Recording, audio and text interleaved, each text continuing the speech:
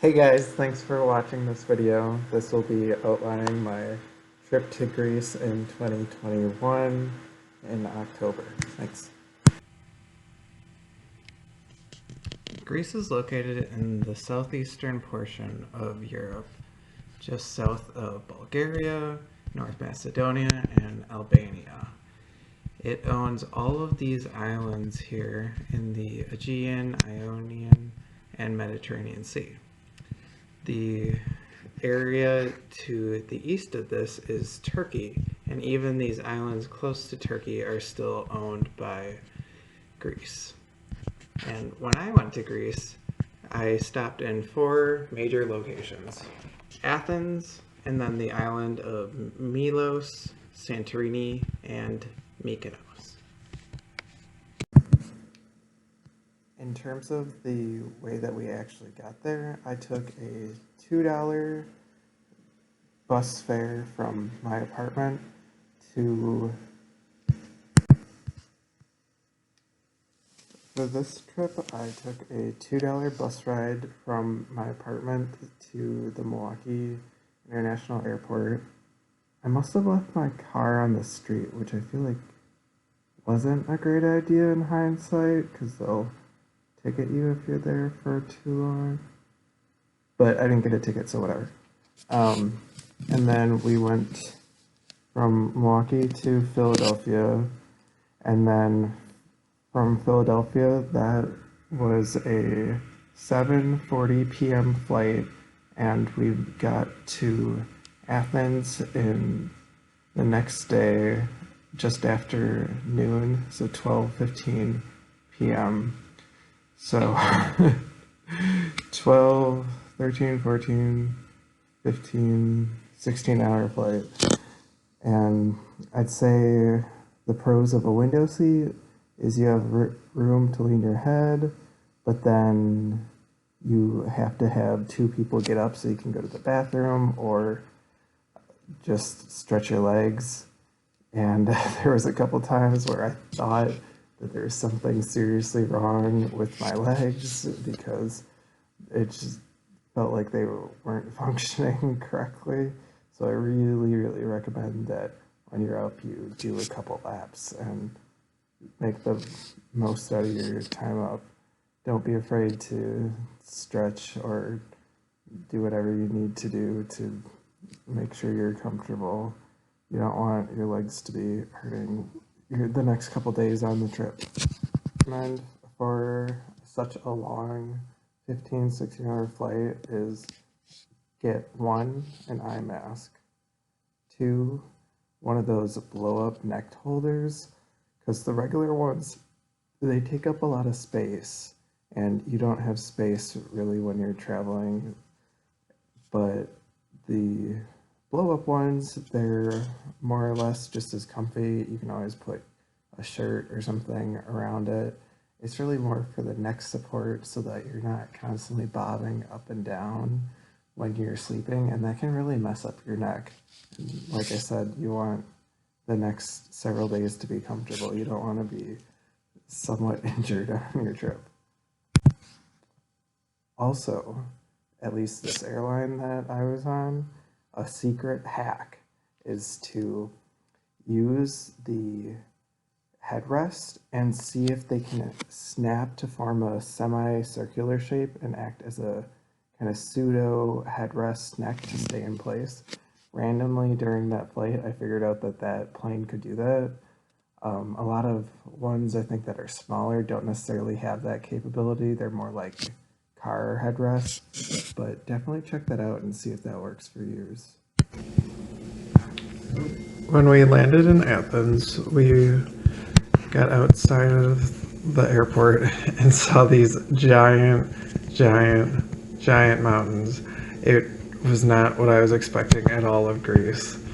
And then from there we took the train. It was about 47 minutes plus waiting time to Monastiraki Square.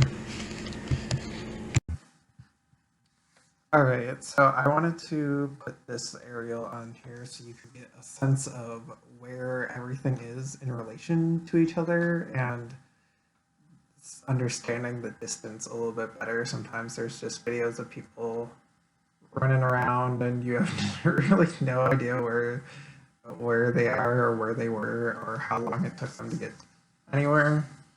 And so if you go to the center of this, that's Monastiraki Square, and that's where our train let us out.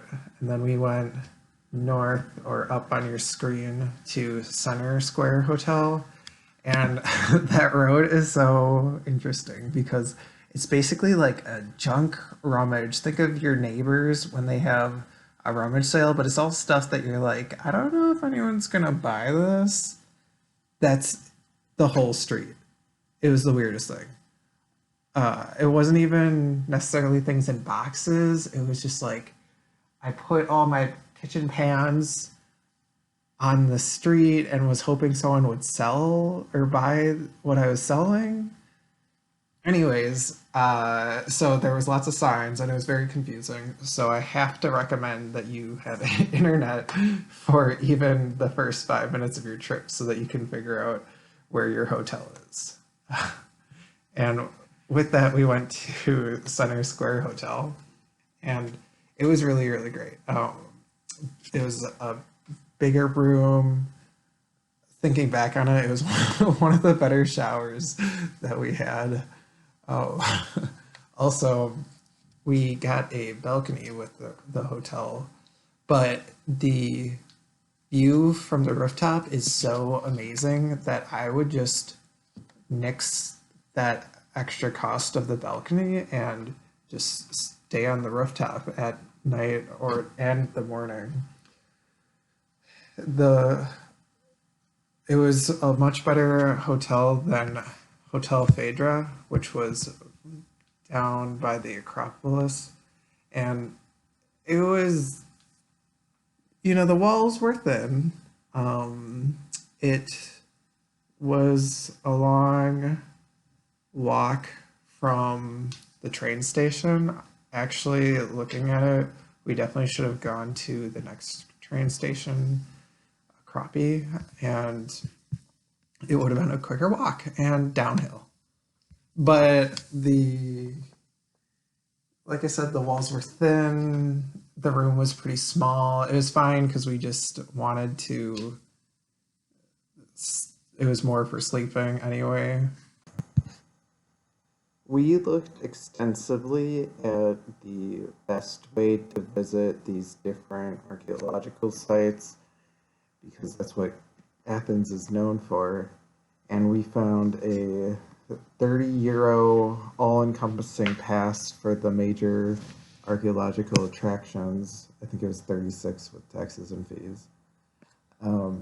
And so I'm going to go through the order in which you should do it because the order we did it was incorrect. The day that we set the ticket for when we purchased it in advance was actually the day after we got in, but we were eager beavers and tried to do it the first day.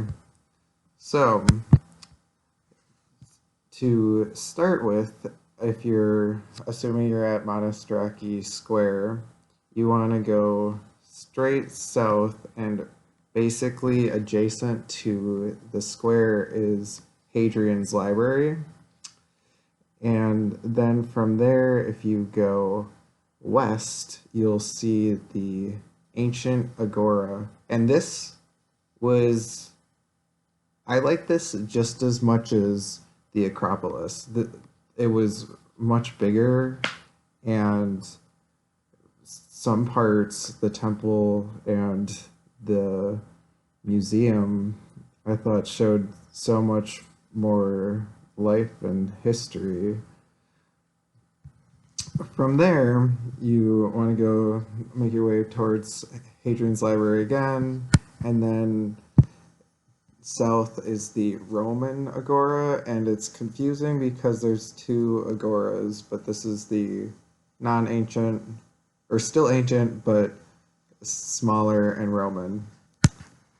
From there, you want to work your way up to the hill, and then you'll see what I'm going to call Mars Rock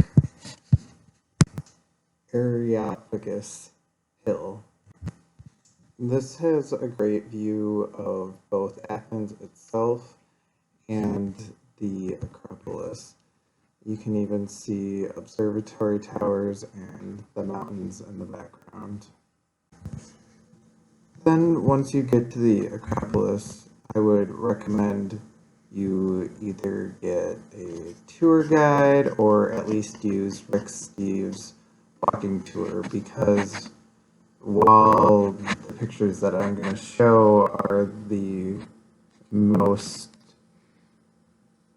built and still there features, it is mostly ruins, and you need to manage your expectations accordingly. There's a lot of sites on there that literally have nothing there, and even when you're listening to Rick Steves' tour, you don't know which thing he's talking about because several of the things in a row have nothing. But what is there is amazing, and there's also other views of the observatory tower, the mountains in the background, and the city itself. On the other end of the Acropolis, somehow you can get to the slopes, but we exited out the Acropolis the way we came in, and then we tried to get into the slopes area, and it didn't let us because it went in once. So try to figure out the sneaky way to go through the back to get almost through the cave-like structure, and do better than I did. Also, after, I highly recommend going to the Acropolis Museum. It really puts the details that were either missed through pillaging or just because you're somewhat overwhelmed with the site, and puts the historical perspective of the site in place and gives you all the background and different eras in the creation and destruction.